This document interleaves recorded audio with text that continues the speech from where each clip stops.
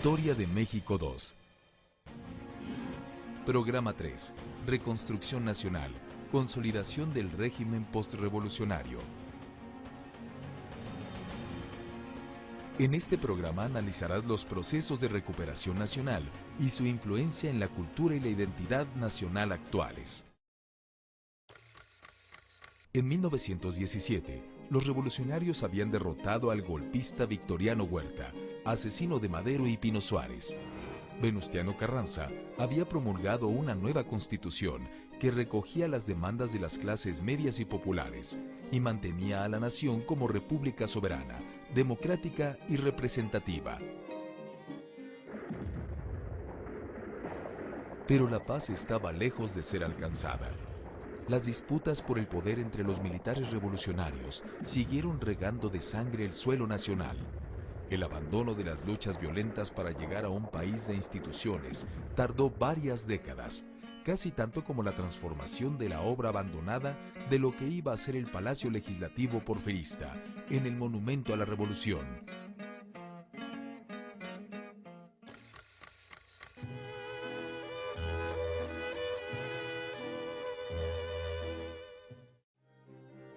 En 1919, Venustiano Carranza consolidó su poder. Estados Unidos había reconocido a su gobierno. Emiliano Zapata, quien se le opuso, fue asesinado a traición en una emboscada. Francisco Villa, derrotado por Obregón, vio reducida su otrora poderosa división del norte a un puñado de guerrilleros fieles. Durante mucho tiempo, la sucesión presidencial fue motivo de rebeliones armadas. El grupo sonorense, antiguo aliado de Carranza, se había convertido en la fuerza política más importante del país. Al terminar su gobierno, Carranza quiso imponer como su sucesor en la presidencia al civil Ignacio Bonillas, personaje poco conocido, cuyo mayor mérito era su lealtad a Carranza. Obregón se sentía con merecimientos para ser presidente. Con los sonorenses y otros jefes militares resentidos, desconoció el gobierno de Carranza y se levantó en armas en abril de 1920 mediante el Plan de Agua Prieta. Venustiano Carranza huyó a Veracruz, donde gobernaba un seguidor suyo. Acompañado de sus leales, abandona la Ciudad de México en una caravana de más de 60 vagones en los que llevaba, además de armas y municiones, el Tesoro Nacional. Los ataques de sus perseguidores lo obligaron a continuar su fuga a caballo internándose en la sierra. El 21 de mayo, mientras dormía en una choza, fue asesinado a traición. Los jefes de Agua Prieta regresaron a la Ciudad de México seguidos de casi todo el Ejército Nacional. Adolfo de la Huerta, del Grupo Sonorense, ocupa provisionalmente la presidencia entre junio y noviembre de 1920. De la Huerta logra que varios grupos rebeldes depongan las armas. Convenció a Francisco Villa de retirarse con sus seguidores a una hacienda en Durango, donde fundó una colonia agrícola militar. Para ganarse allegados, Adolfo de la Huerta nombra al intelectual José Vasconcelos como rector de la Universidad Nacional de México.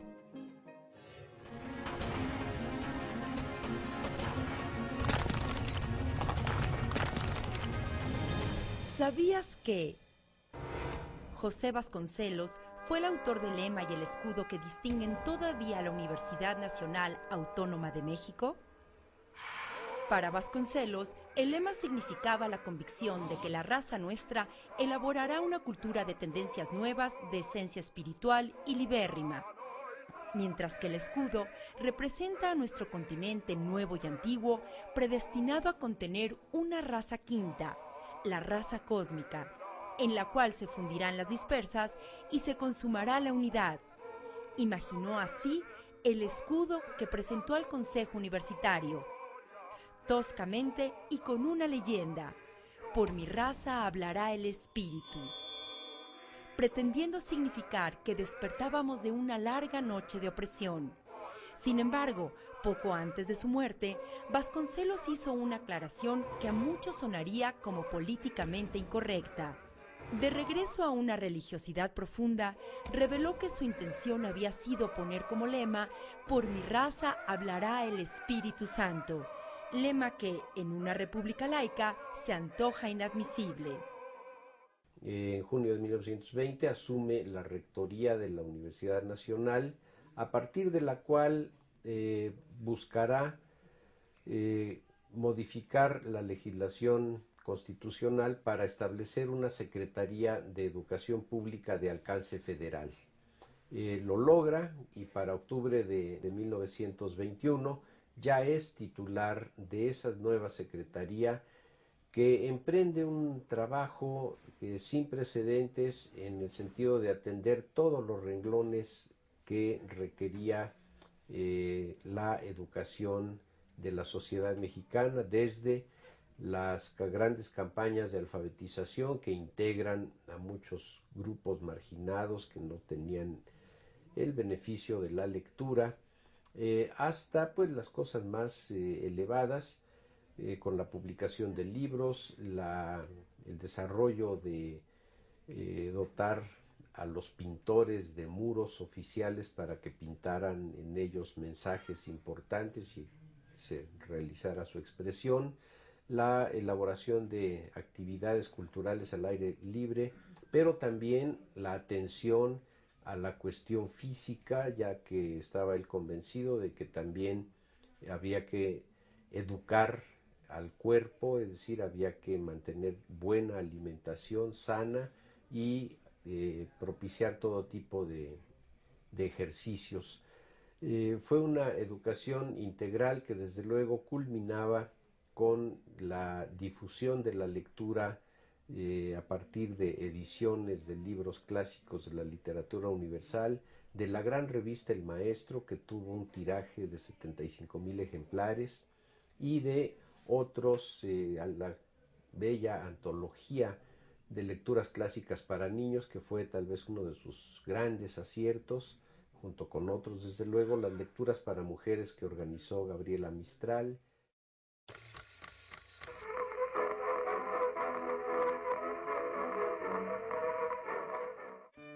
Obregón reanudó su campaña electoral prácticamente sin oponentes y asumió la presidencia de la República en 1921.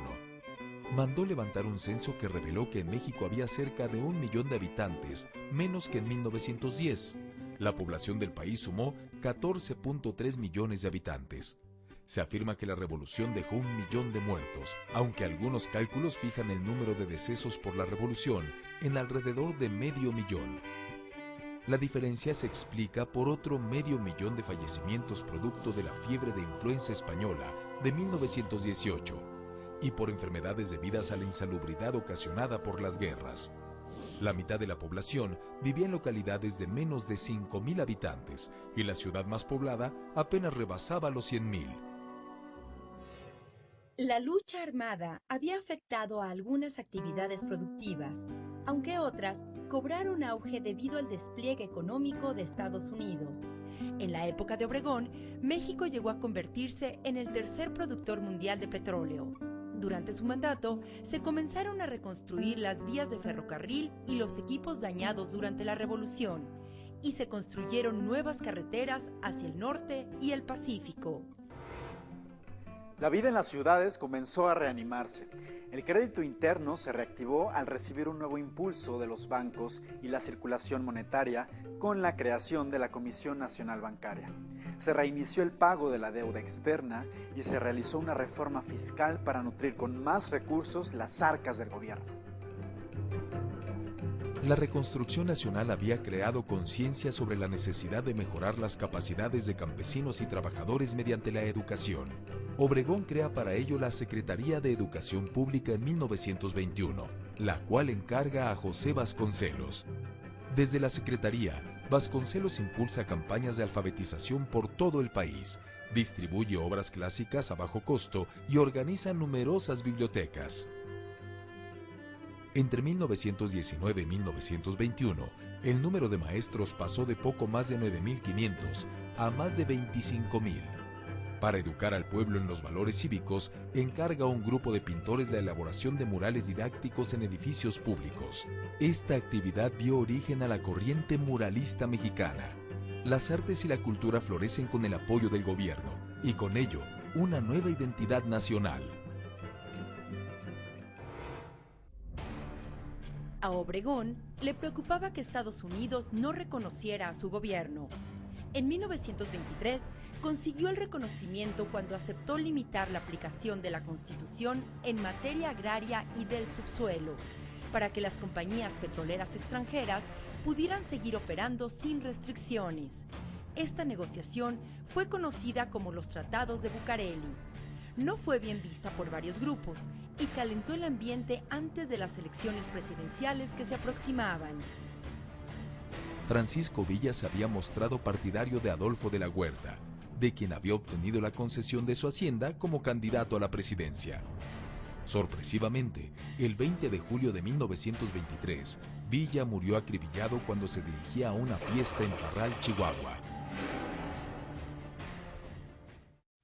Las balas expansivas que se utilizaron para acabar con él y su escolta solo podían provenir del ejército. Obregón tenía un enemigo menos. Con el camino libre, decide proponer como candidato a la presidencia a Plutarco Elías Calles, lo cual causó el enojo de Adolfo de la Huerta, quien también quería la candidatura. De la Huerta se levantó en armas en diciembre de 1923. Su rebelión duró 4 meses, hasta que fue derrotado por fuerzas comandadas por el propio Obregón.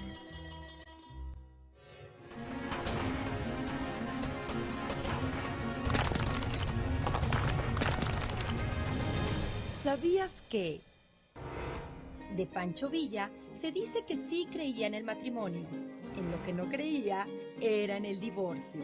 En efecto, el Centauro del Norte se casó varias veces y sus amoríos fueron tantos que para su familia y para los historiadores es difícil precisar el número exacto. A la muerte de Villa, la lucha de las viudas no se hizo esperar. Soledad Seáñez, Manuela Casas, Austreberta Rentería y Luz Corral, entre otras mujeres, dieron la última batalla de Villa ante Álvaro Obregón, la batalla de las pensiones. Cada una alegaba ser la legítima esposa y mostraba pruebas de ello para reclamar una pensión justa del gobierno federal. Más allá del pleito económico, lo que se peleaba era el reconocimiento como la verdadera señora de Villa. En su libro Pancho Villa en la intimidad, Luz Corral relata momentos amargos y felices al lado del revolucionario, que ayudan a comprender a este personaje y a la propia revolución. La Quinta La Luz, como se conocía a la casa cuartel en que Luz Corral vivió con Villa, es hoy oficialmente Museo de la Revolución en la ciudad de Chihuahua.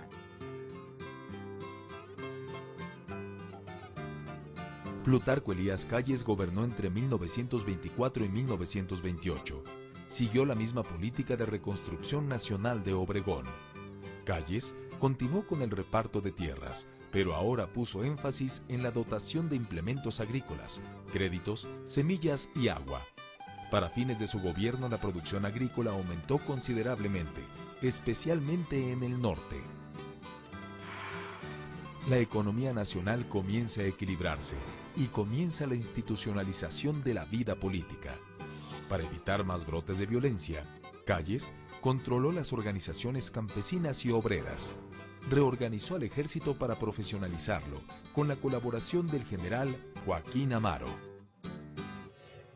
Calles, a diferencia de Obregón, se esmeró en aplicar estrictamente la Constitución, canceló el culto religioso fuera de las iglesias, limitó el número de sacerdotes por habitante y restringió a los ministros extranjeros.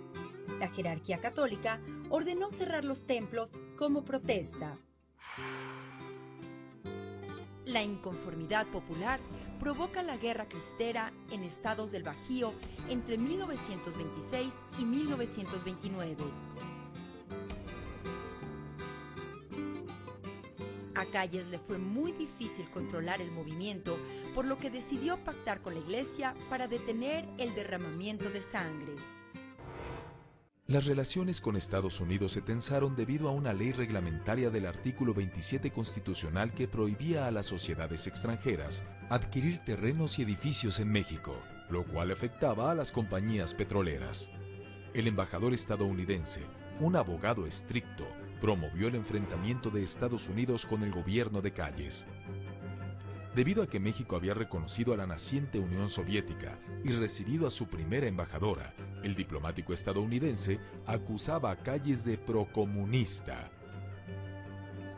El presidente de México actuó con firmeza al grado de ordenar al comandante militar de la región huasteca, general Lázaro Cárdenas, incendiar los pozos petroleros si algún barco de guerra norteamericano era visto cerca de nuestras costas.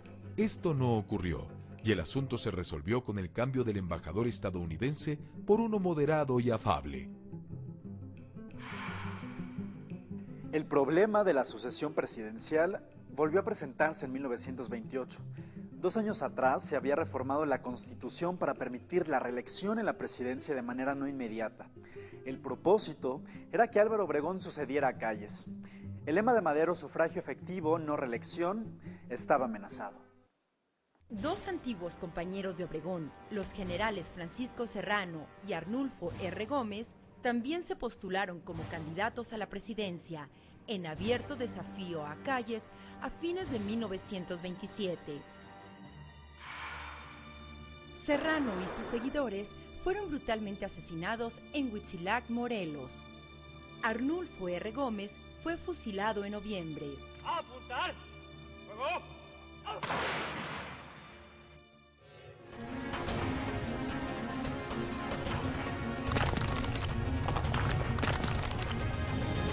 ¿Sabías que? En 1960, que años después de que el último presidente militar hubiera terminado su mandato, el director de cine, Julio Bracho, decidió que era posible ventilar el oscuro asunto de la muerte del general Serrano en la matanza de Huitzilac. La película se basó en la novela La sombra del caudillo, de Martín Luis Guzmán. Aunque los nombres fueron cambiados, los personajes son reconocibles. El caudillo es el general Álvaro Obregón. Jiménez es Plutarco Elías Calles. Aguirre es una mezcla de Adolfo de la Huerta y Francisco Serrano. No obstante que estos sucesos ya eran historia y Bracho nunca vio obstaculizada su producción, se produjo un veto no explícito a la exhibición de su película. La voz popular decía que un grupo de militares se opuso a la proyección. Bracho murió en 1978 sin reponerse del golpe que le significó esta prohibición. La sombra del caudillo fue exhibida públicamente hasta 1990 en el gobierno de Carlos Salinas de Gortari. Una vez reelecto el presidente, el 17 de julio de 1928, Álvaro Obregón asistió a un banquete en su honor en el restaurante La Bombilla, al sur de la Ciudad de México. Un dibujante se le acercó con el pretexto de hacerle una caricatura y lo mató de un disparo de revólver. Luego se supo que el asesino cumplía el encargo de un grupo de católicos radicales. Con la muerte de Obregón comienza el periodo conocido como el Maximato, que se extendió hasta 1934. Se le llama así porque Calles mantuvo su influencia por encima de los siguientes 3 presidentes de la República y se le reconocía como el jefe máximo de la revolución. Al rendir su informe anual, Calles declaró que había terminado la época de los caudillos y que empezaría la época de las instituciones. El Congreso nombró como presidente provisional al tamaulipeco Emilio Portes Gil, con el encargo de convocar a nuevas elecciones. En 1929, Calles impulsa la formación de un partido oficial, el Nacional Revolucionario, en el que aglutina a las fuerzas políticas más importantes, a obreros, campesinos y militares, con la intención de que la sucesión presidencial se hiciera sin provocar levantamientos armados. A través del nuevo partido, Calles postula como candidato al ingeniero Pascual Ortiz Rubio, de quien se decía era de carácter débil. Grupos de intelectuales postularon como candidato opositor a José Vasconcelos. El antiguo obregonista, general José Gonzalo Escobar, se levantó en armas y fue aniquilado por los generales Joaquín Amaro y Saturnino Cedillo. Ortiz Rubio se proclama vencedor en una